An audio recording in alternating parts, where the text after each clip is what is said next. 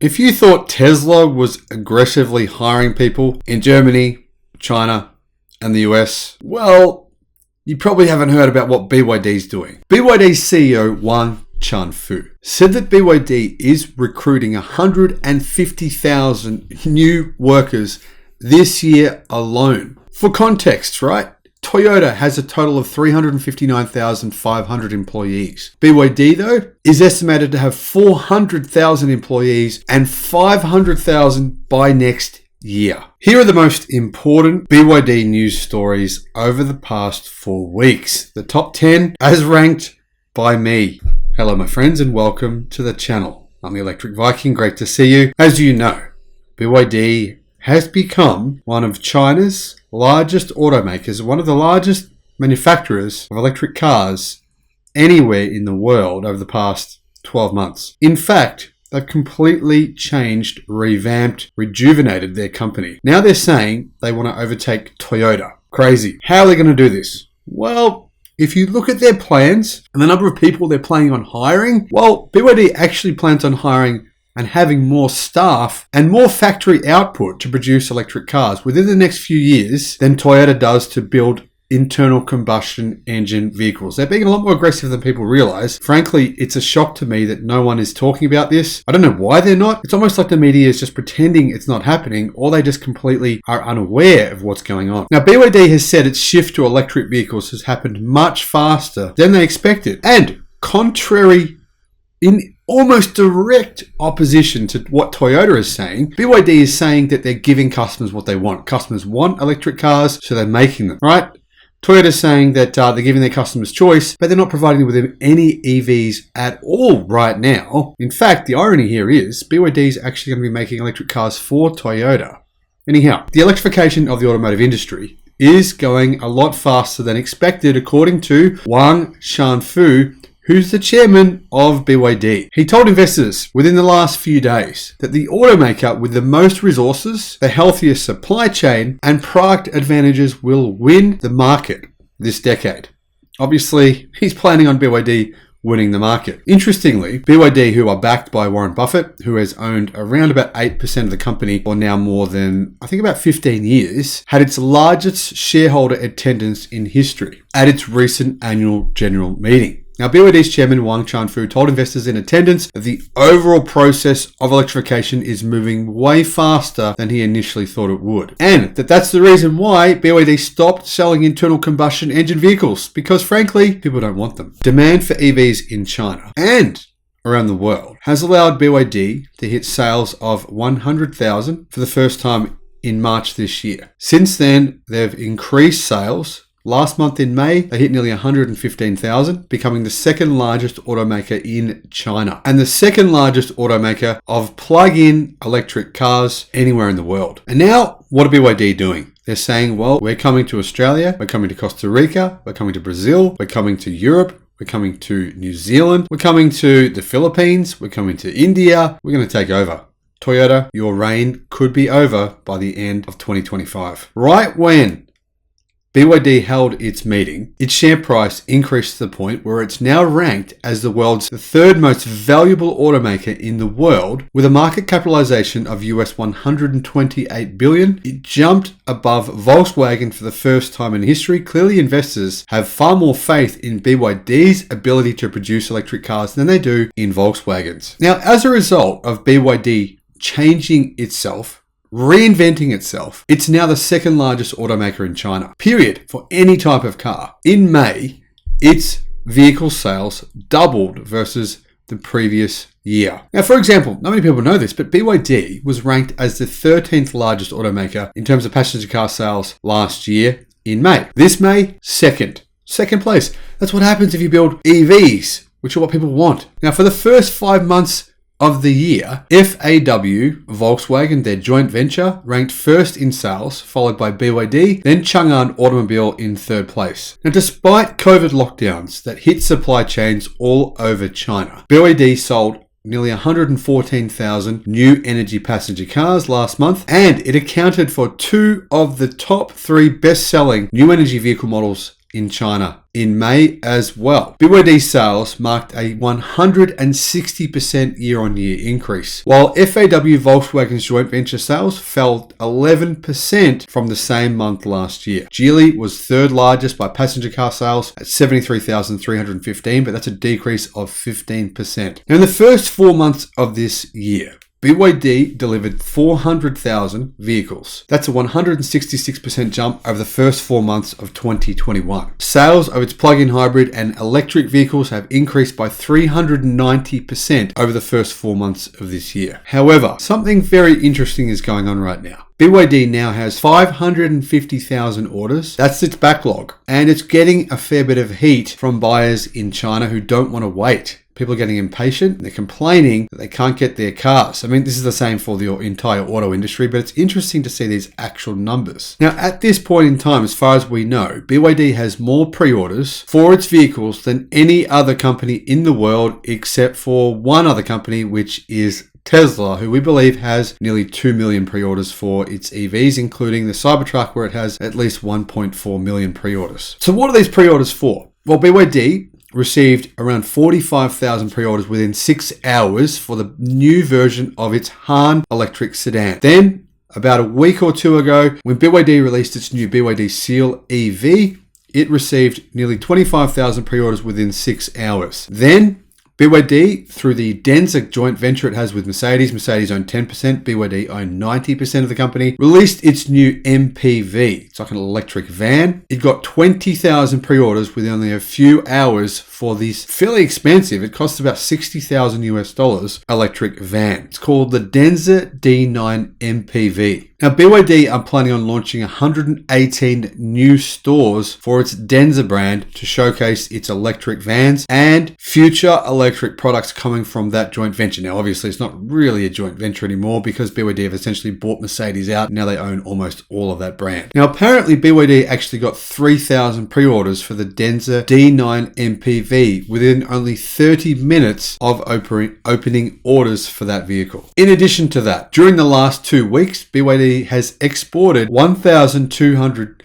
units of the Yan Pro electric vehicle to Costa Rica. Now, the Yan Pro is the company's latest Dragon Face 3.0 design, and it's one of the cheapest electric SUVs you can get anywhere on the planet. It utilizes BYD's latest Blade battery, lithium iron phosphate battery technology, and has a range of 401 kilometers. Now, interestingly, Costa Rica is actually leading the decarbonization transition among Latin American countries. The country introduced their national decarbonization plan, wherein it aims to have 70% of all public transportation running on electricity by 2035. Now, this is a little known fact that almost nobody's aware of, but BYD has actually been number one in electric car sales in Costa Rica now for 3 years. Also news in the month of May. BYD's subsidiary FinDreams, which is its battery company, opened a new battery factory in China. It's opened its first production line in this factory in Shaoxing in the eastern province of Zhejiang. The Blade batteries produced there will be used in future BYD models with the DMI plug-in hybrid drive. Now, what's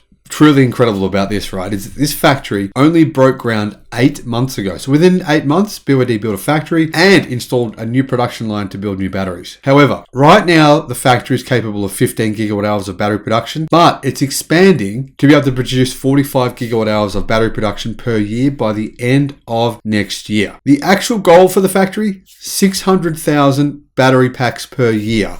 Enough for 600,000 electric cars. However, BYD is currently building a new battery factory as well in another province in China, which should supply 100 gigawatt hours of lithium iron phosphate Blade batteries per year, which is enough for around 1 million EVs. Now, not many people are aware of this fact, but BYD has been investing money all over the place in new lithium mines. 6 African mines it invested into last month. Also, it's investing into a wide range of companies that support the electric vehicle industry. TYSIC, or TYSIC, a developer and manufacturer of silicon carbide epitaxial wafers, or SiC, made registration changes with China's Industrial and Commercial Administration recently, adding BYD as a new shareholder.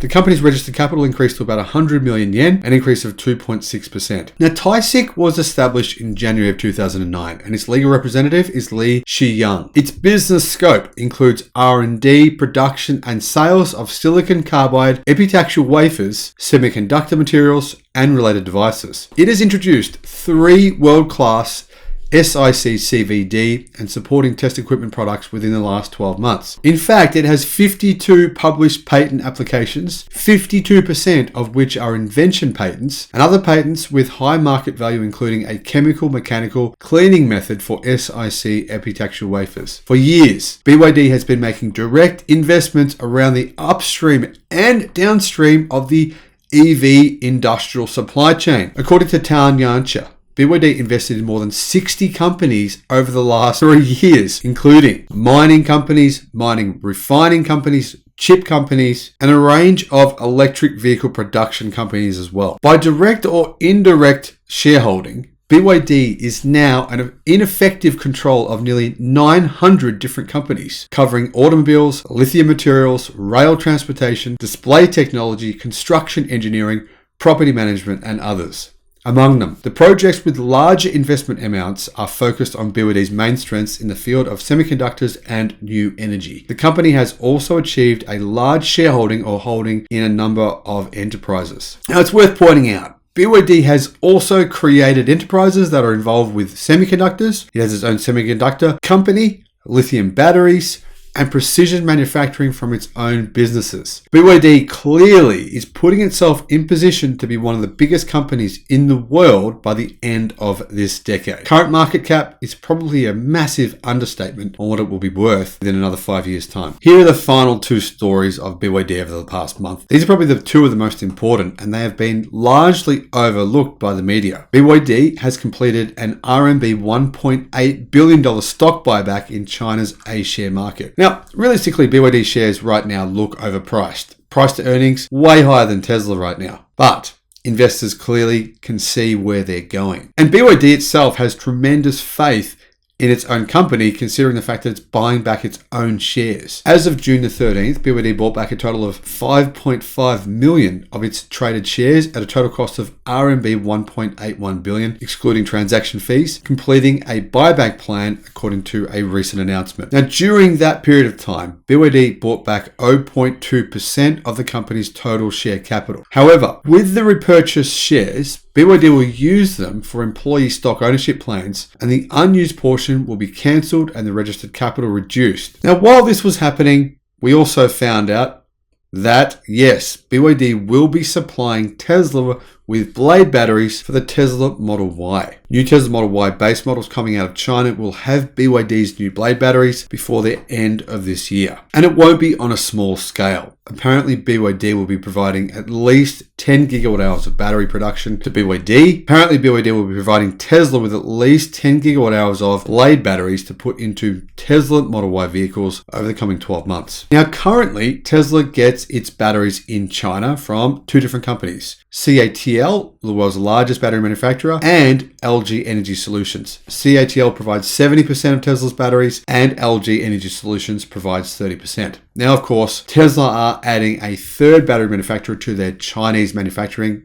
BYD, meaning they'll have 3 battery partners: CATL, LG Energy Solutions, and BYD. Now, since last August, I reported on the fact that there's been rumors that BYD would supply Tesla with batteries. They've now been confirmed. Yes, it is happening. BYD themselves have confirmed this information. Now, my final news report is this. BYD is about to open its new electric vehicle manufacturing plant, which will be able to produce approximately 500,000 electric vehicles per year once it has reached full ramp up. When it's going to reach full ramp up, I don't actually know. That information hasn't been disclosed to me. However, I would suggest to you, by the end of next year, BYD will likely become one of the world's 6 largest automakers, period. They are ramping up production of their vehicles and batteries at a rate that I don't think has ever been seen before in history, except from one other car company, Tesla. Now, what I want to know from you, what do you think of BYD? Are you invested in the company? Are you planning on investing? Do you plan on buying a BYD? As many of you know, I have ordered a BYD electric car, and I'm actually going to take delivery of that, I believe, next month. So Stay tuned to the channel and you'll see me pick that car up and give you my thoughts on what it's like to drive and whether or not you should actually consider buying one as well. Thank you for watching. Bye-bye.